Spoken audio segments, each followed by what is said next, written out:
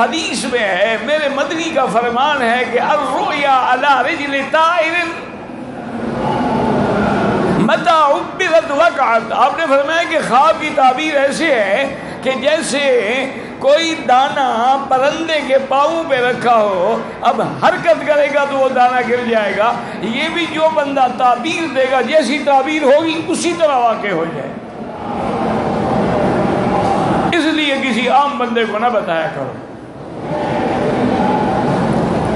ایک دفعہ خواب دیکھا بی بی زبیدہ نے، ہارون الرشید بادشاہ کی بیوی تھی، ملکہ تھی، بڑی عالمہ، بڑی عابدہ، بڑی زاہدہ، بڑی نیک عورت تھی۔ اس نے خواب دیکھا اور صبح کو رو رو کے ہلکان ہو گئی۔ ہارون الرشید نے پوچھا کہ بیگم سے یہ کیا بات ہے؟ انہوں نے کہا بادشاہ سلامت، میں نے ایک ایسا خواب دیکھا ہے کہ میری تو نیندیں بھی اڑ گئیں، آرام بھی اڑ گیا، اور مجھے چین بھی نہیں آتا کہ میں کیا کروں۔ فرمایا بی بی خواب بتاؤ گی تو تعبیر ملے گی نا۔ انہوں نے کہا میں کیا خواب بتاؤں، بتانے والا بھی نہیں ہے۔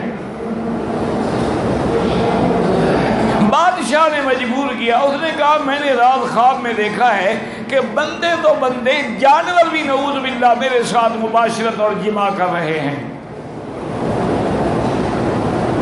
جس میں جانور ہیں، گھوڑے ہیں، گدھے ہیں، خنزیر ہیں، ہر بلا ہے۔ تو مجھے تو اس وقت سے نیند نہیں آ رہی کہ میں نے کون سا ایسا گناہ کیا کہ اللہ نے مجھے خواب میں یہ بلا دکھائی ہے۔ بادشاہ سمجھ، بادشاہ تھا آخر، اس نے امام ابو یوسف کو بلایا رحمت اللہ علیہ۔ یہ امام ابو حنیفہ کے شاگرد ہیں اور اس وقت یہ رئیس القضاء تھے، یعنی اس کے ملک میں سب سے بڑے جو عہدے پر تھے، چیف جسٹس سمجھ لیں، یعنی وہ تھے۔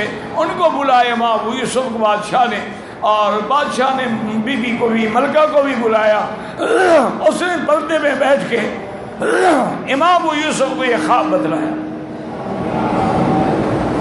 اور بیچاری رونے لگی کہ ایک عورت ایسی بات دیکھے، اللہ معاف کرے، اس کی زندگی تو ختم ہو گئی نا۔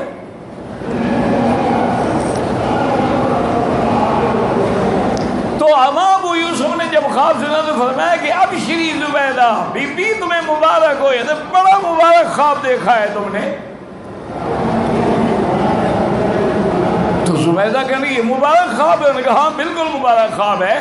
جماع کرنا جو ہے فائدہ اٹھانا ہے، خاوند بیوی سے فائدہ اٹھاتا ہے، بیوی خاوند سے فائدہ اٹھاتی ہے۔ تو اللہ تم سے ایسا کام لیں گے، انسان تو انسان، جانور، چرند، پرند بھی فائدہ اٹھائیں گے۔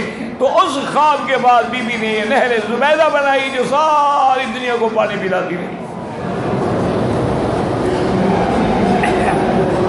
مکے میں نہر زبیدہ اب بھی ہے، لیکن اب اس میں وہ پانی اتنا نہیں آتا کیونکہ اب اللہ نے ان کو دوسرے پانی عطا فرما دیے ہیں، ورنہ تو سارے مکے والوں کو یا زمزم تھا یا عین زبیدہ تھی۔ الہدا طائف کے راستے سے آتی تھی، عرفات کے ساتھ ساتھ چلتے چلتے چلتے پھر مکے میں پہنچی تھی۔ اتنی سی نہر تھی جیسے ہمارے ہاں واٹر کورس ہوتے ہیں، کوئی بڑی نہر نہیں تھی، لیکن سارا مکہ پانی اسی سے پیتا تھا۔ تو اللہ نے ایسا کام کرایا کہ جانوروں نے بھی فائدہ اٹھایا۔ تو خواب جو ہے نا، یاد رکھیں ایک بڑی عجیب چیز ہوتی ہے، اس لیے اس کو ضائع نہ کیا کریں۔ اور ایک بات یہ بھی یاد رکھ لیں کہ اگر کوئی آدمی نیک ہے یا بیوی میری بیٹی نیک صالحہ ہے اور پاک ہے، پاک کپڑے ہیں، پاک بستر ہے، اور اس پر وہ باوضو لیٹی ہے، اللہ کا نام لے لے کے لیٹی ہے، اور صبح کے وقت یعنی تہجد کے وقت کوئی خواب دیکھے تو وہ زیادہ تر سچا ہوتا ہے۔ عام طور پہ وہ خواب سچا ہوتا ہے، لیکن کبھی کبھی اس خواب کی تعبیر جو ہے وہ الٹ بھی ہوتی ہے، اور کبھی خواب میں بظاہر کچھ ہوتا ہے، تعبیر کچھ ہوتی ہے۔ اللہ نے قرآن میں بیان فرمایا انی رأیت احد عشر کوکبا والشمس والقمر رأیتهم لی ساجدین۔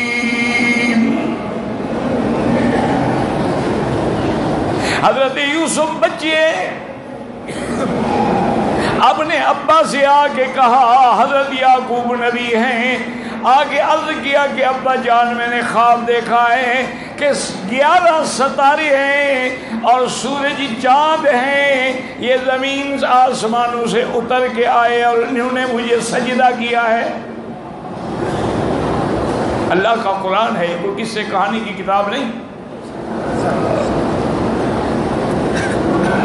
حضرت یعقوب علیہ السلام پیغمبر ہیں اور تعبیر رویا کے بھی بہت بڑے عالم ہیں۔ فرمایا بیٹا لا تقصص رؤیاک علی اخوتک فیکیدوا لک کیدا، فرمایا بیٹا یہ خواب بیان نہ کرنا، بس چھپا لو اس کو، اپنے بھائیوں کو بھی نہ بتلانا، کہیں تمہیں تکلیف پہنچانے کے لیے کوئی مکر نہ کریں، یہ خواب ایسا بڑا ہے، اس میں تیری عظمت ہے، رفعت ہے، شان ہے، اور اپنے ہی تو جلتے ہیں۔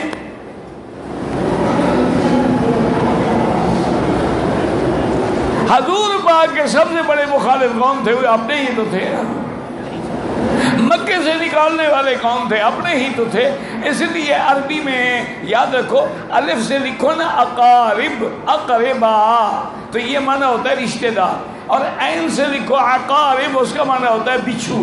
تو عربوں کا ایک محاورہ ہے کہ الاقارب کالاقارب، یہ رشتہ دار تو ہوتے ہی بچھو ہیں، انہیں تو ڈنگ مار نہیں ہوتا۔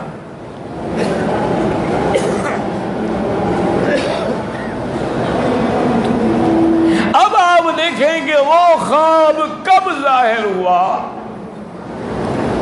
مدتیں گزر گئیں،